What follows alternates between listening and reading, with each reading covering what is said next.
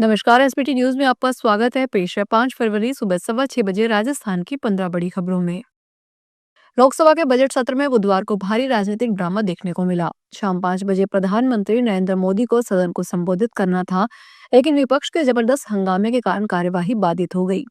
राहुल गांधी सहित विपक्षी सांसदों के शोर शराबे और नारेबाजी के चलते सदन की कार्यवाही प्रभावित हुई।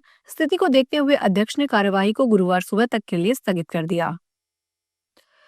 जोधपुर के बासनी थाना अंतर्गत तनावड़ा फाटा स्थित एक निजी विद्यालय की कक्षा में पढ़ाई के दौरान 10 साल का एक छात्र अचानक बेहोश हो गया और फिर उसकी मृत्यु हो गई।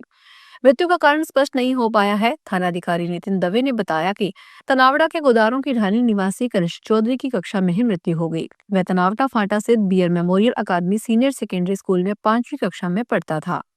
वह दोपहर में कक्षा में सीट पर बैठा हुआ था, तभी अचानक वह बेहोश होकर निढाल हो गया। राजस्थान के सरकारी कॉलेजों में राजसेस योजना के तहत की जा रही संविदा नियुक्तियों और अस्थायी संचालन व्यवस्था के खिलाफ अखिल भारतीय राष्ट्रीय शैक्षणिक महासंघ ने बिगुल फूंक दिया है। जयपुर स्थित आयुक्तालय कॉलेज शिक्षा इकाई के तत्वाधान में प्राध्यापकों ने एक बड़ा विरोध प्रदर्शन किया। शिक्षकों का आरोप है कि राज्य सरकार नेशनल एजुकेशन पॉलिसी की धज्जियां उड़ाते हुए उच्च शिक्षा को संविदा के भरोसे छोड़ रही है। आयुक्तालय कॉलेज शिक्षा के मुख्य द्वार पर नजारा बदला हुआ था। प्रदेश के वरिष्ठ प्राध्यापकों ने अपनी बाहों पर काली पट्टी बांधकर और हाथों में मांगों से संबंधित प्ले कार्ड्स लेकर मौन प्रदर्शन किया।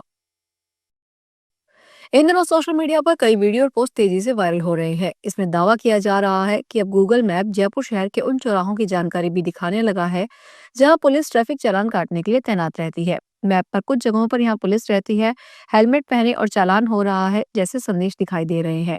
इस दावे की सच्चाई जानने के लिए जांच की गई। जांच के दौरान जयपुर शहर के 3 जगहों पर इस तरह की जानकारी सामने आई। पहली लोकेशन शिप्रा पथ शांतिनगर थी, जहां मैप पर लिखा था कि यहाँ पुलिस वाले होते हैं। दूसरी जगह बिरला मंदिर चौराहा रहा, जहां पर यह संदेश दर्ज था। तीसरी लोकेशन दादी का फाटक झोटवाड़ा मिली, जहां लिखा था पुलिस खड़ी रहती है, हेलमेट पहने, चालान काट रहे हैं। इस पूरे मामले ने कई अहम सवाल खड़े कर दिए हैं। क्या गूगल मैप पर पुलिस की मौजूदगी को इस तरह दिखाना सही है?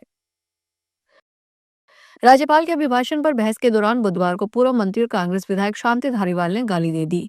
धारीवाल ने कहा कि अगर लाखों युवाओं को स्किल ट्रेनिंग देकर रोजगार योग्य नहीं बनाया तो वह युवा आबादी चुनौती बन जाएगी। इस पर सरकारी मुख्य सचेतक जोगेश्वर गर्ग ने राहुल गांधी का नाम लिए बिना तंज कसते हुए कहा, इस देश में एक युवक को छोड़कर सबको रोजगार मिल गया। गर्ग को जवाब देते हुए धारीवाल ने कहा, आपकी बात आधी समझ आती है। इसी दौरान धारीवाल ने गाली दे दी।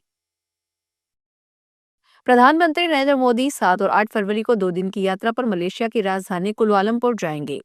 विदेश मंत्रालय ने बुधवार को बताया कि श्री मोदी वहां मलेशिया के प्रधानमंत्री अनवर इब्राहिम के साथ द्विपक्षीय वार्ता करेंगे। इसके अलावा वे भारतीय समुदाय के लोगों, स्थानीय उद्योगपतियों और कारोबारियों से मिलेंगे।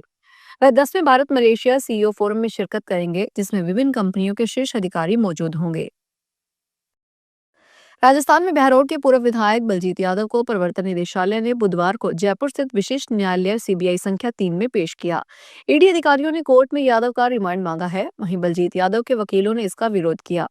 जज खगेंद्र कुमार शर्मा ने दोनों पक्षों को सुनने के बाद कोर्ट ने बलजीत यादव को 3 दिन के रिमांड पर भेजा। अब अगली पेशी 7 फरवरी को होगी। इससे पहले कोर्ट लाए गए बलजीत यादव ने कहा, मुझे राजनीतिक साजिश के तहत फंसाया जा रहा है। उन्होंने दावा किया कि जसवंत यादव अपने मंदबुद्धि बेटे को विधायक बनाना चाहते हैं और खुद स्टेज 4 कैंसर से जूझ रहे हैं। उन्होंने कहा कि इसी वजह से उन्हें झूठे मामले में फंसाया गया है। राजस्थान के पूर्व मुख्यमंत्री और कांग्रेस के वरिष्ठ नेता अशोक गहलोत ने कहा, खेजड़ी को बचाने के लिए बीकानेर में चल रहे आंदोलन के मद्देनजर राज्य सरकार को अपनी हठधर्मिता छोड़कर तुरंत प्रदर्शनकारियों से संवाद करना चाहिए और विश्व संरक्षण अधिनियम की मांग पर सकारात्मक निर्णय लेना चाहिए। गहलोत ने बुधवार को अपने बयान में यह बात कही। उन्होंने कहा कि राजस्थान की पहचान और बिश्नोई समाज सहित समस्त प्रदेशवासियों की आस्था के प्रतीक खेजड़ी को बचाने के लिए बीकानेर में चल रहा आंदोलन अब जन आंदोलन का रूप ले चुका है। अजमेर में फूड सेफ्टी टीम ने बोराज में फैक्ट्री पर छापा मारा। यहाँ मिलावट की आशंका पर 300 किलो सोहन हलवा और 16 पीपे तेल के सीज किए गए। यहाँ से जांच के लिए मिठाई, तेल व रंगों के सैंपल लिए गए। जांच रिपोर्ट मिलने पर नियमानुसार कार्रवाई की जाएगी। Food safety officer Ajay Moyal, Rajesh Tripathi, Kesari Nandan Sharma, Anand Chaudhary, Rajendra Sharma की टीम ने बोराज में गायत्री सोहन हलवा फैक्ट्री पर छापा मारा। यहाँ सोहन हलवा तैयार किया जा रहा था। तेल की गुणवत्ता भी ठीक नहीं मिली। टीम ने यहाँ से मिठाई, तेल व अन्य सामान के सैंपल लिए।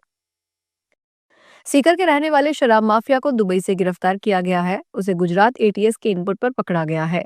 अब उसे भारत लाने की प्रक्रिया शुरू कर दी गई है। पांड्या ने गुजरात में शराब तस्करी का बड़ा नेटवर्क फैलाया हुआ है। सीकर एसपी प्रवीण नायक लुनावत का कहना है कि आरोपी अनिल पांड्या का लुकआउट नोटिस जारी था। ऐसे में गुजरात एटीएस के इनपुट पर दुबई पे वह गिरफ्तार हुआ। पांड्या पर सीकर जिले में 39 मुकदमे दर्ज हैं। इसके अलावा गुजरात, हरियाणा सहित अन्य राज्यों में भी उनके खिलाफ शराब तस्करी के मामले दर्ज हैं। 22 साल बाद टूरिस्ट को जैसलमेर में एंट्री करने के लिए टैक्स देना होगा। नगर परिषद ने शहर में प्रवेश करने वाले पर्यटक वाहनों पर पैसेंजर टैक्स लगाने का फैसला किया है। नगर परिषद कमिश्नर लजपाल सिंह लोढ़ा ने बताया कि राज्य सरकार के निर्देशों के बाद 28 जनवरी को गजट नोटिफिकेशन प्रभावी हो गया। उन्होंने कहा, प्रशासनिक तौर पर हमें इसे 1 फरवरी से लागू करना था, लेकिन वर्तमान में जिन सड़कों पर नाके बनाए जाने हैं वहां निर्माण और तकनीकी कार्य चल रहा है। जैसे ही नाकों का काम पूरा हुआ, बहुत जल्द पुख्ता योजना बनाकर यात्री कर की प्रणाली को शुरू कर दिया जाएगा। जयपुर के दुद्दू कस्बे में नोलिया मार्ग पर स्थित सोलर कंपनी के पीछे कचरे के ढेर में पड़ी कैमिनल की बोतल में विस्फोट के बाद गंभीर रूप से झुलसे वृद्ध व्यक्ति की मौत हो गई। बोतल फटने के बाद लगी आग की चपेट में आए वृद्ध को गंभीर हालत में जयपुर के एसएमएस अस्पताल में भर्ती करवाया गया, जहां उसने दम तोड़ दिया। जानकारी के अनुसार नोलिया निवासी खाजू खान नेशनल हाईवे 48 के पास सोलर कंपनी के पीछे मवेशी चरा रहा था। इसी दौरान वहां कचरे में पड़ी केमिकल की बोतल में तेज धमाका हुआ। राजस्थान के डूंगरपुर जिले में सरकारी पैसे की हेराफेरी का सनसनीखेज मामला सामने आया है। पुलिस ने शिक्षा विभाग के एक पूर्व कर्मचारी को पकड़ लिया। जानकारी के अनुसार जिले के सीलमवाड़ा ब्लॉक में स्थित सीबीओ कार्यालय में अनिल गोहार नाम का कनिष्ठ सहायक काम करता था। वह 2008 से 2016 तक कैशियर की जिम्मेदारी संभाल रहा था। इसी दौरान उसने अपने पद का गलत फायदा उठाते हुए सरकारी खजाने से 15,21,549 रुपए की राशि हड़प ली। आरोपी ने पैसे की हेराफेरी इतनी चालाकी से की कि लंबे समय तक किसी को भनक नहीं लगी। बीकानेर में खिचड़ी बचाने के लिए चल रहे आंदोलन में अनिश्चितकालीन अनशन तीसरे दिन बुधवार को भी जारी है। बिश्नोई धर्मशाला के सामने पब्लिक पार्क में 450 से ज्यादा पर्यावरण प्रेमी संत और 50 महिलाएं आंदोलन में जुटी हुई है। कुछ आंदोलनकारी खुद को लोहे की रेलिंग से बांधकर प्रदर्शन कर रहे हैं। अनशन पर बैठे धवा डोली मठ के महंत संत लाल दास की तबीयत ज्यादा खराब हो गई। उन्हें पीबीएम हॉस्पिटल में भर्ती करवाया गया है। राजस्थान खाद्य सुरक्षा एवं औषधि नियंत्रण आयुक्तालय की जनवरी 2026 के दूसरे पखवाड़े में जांच के बाद कई दवाओं और एक कॉस्मेटिक उत्पाद को अमानक घोषित किया गया है। ये दवाएं तय गुणवत्ता मानकों पर खरी नहीं उतरी। आयुक्तालय ने राज्य के सभी ड्रग कंट्रोल अधिकारियों को निर्देश दिए हैं कि इन दवाओं का स्टॉक तुरंत बाजार से हटाया जाए। रिपोर्ट के मुताबिक कुछ दवाएं सक्रिय तत्व की मात्रा में फेल पाई गई, तो कुछ डिस्क्रिप्शन या लेबल क्लेम पर खरी नहीं उतरी। इनमें एसिडिटी में दी जाने वाली दवाएं, एंटीबायोटिक, डिप्रेशन व नर्व पेन की दवाएं, सांस की बीमारी में काम आने वाली सिरप और मल्टीविटामिन शामिल है। तो ये थी राजस्थान की 15 बड़ी खबरें। अगर आपको हमारा बुलेटिन पसंद आया हो तो वीडियो को लाइक करें, अपने दोस्तों से शेयर करें और चैनल को सब्सक्राइब करना ना भूलें। फिर मिलेंगे नई खबरों के साथ। धन्यवाद।